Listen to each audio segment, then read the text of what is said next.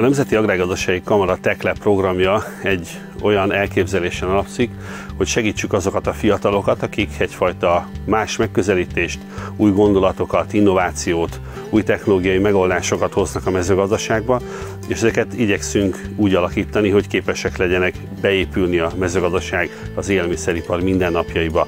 Lehetőleg ezek olyanok legyenek, amelyek megkönnyítik a gazdálkodók életét, de legalábbis jobb eredmény elérésére teszik alkalmassá őket. A mai nap egy olyan csapatot fogunk bemutatni nektek, a Fólia vezérlés csapatát, akik a fóliasátrak megoldásait próbálják egyre hatékonyabban alkalmazni. Mi az, amit látni fogunk? Most jelenleg itt vagyunk Akasztón, a Greenok Kft-nél, és szeretnék nektek megmutatni, hogy az elmúlt időszakban itt tudtunk megoldásként nyújtani. Itt lehet látni a telepen egy időjárás állomást, ez folyamatosan nézi az időjárási befúvó szeleket, illetve az irányát. Össze van kötve a vezérlőmodulunkkal, ami folyamatosan kommunikálnak egymással. Nagyobb szél esetén ez automataként lecsukik, és automataként vissza is nyit.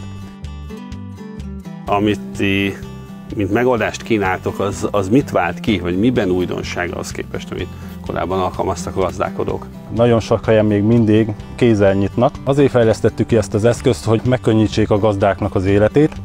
Ezt távolról lehet felügyelni folyamatosan értesítést küld ez az eszköz a gazdáknak, hogyha valami probléma történik a sátorba.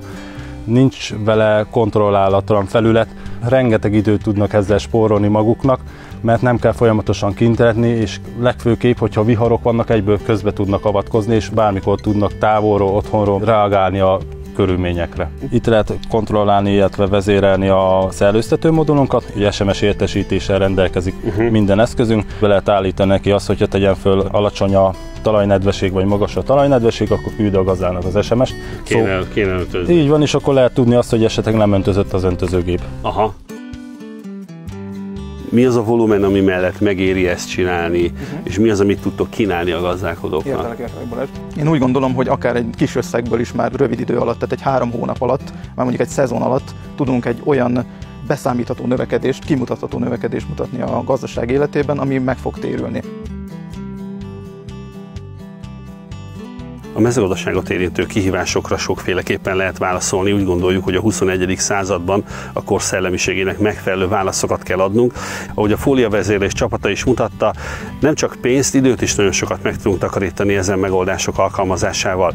Nagyon reméljük, hogy egyre többen jöttök és egyre többen vállalkoztak egy ilyen kihívásra, mert az a célunk, hogy egyre nagyobb segítséget tudjunk nyújtani a gazdálkodóknak.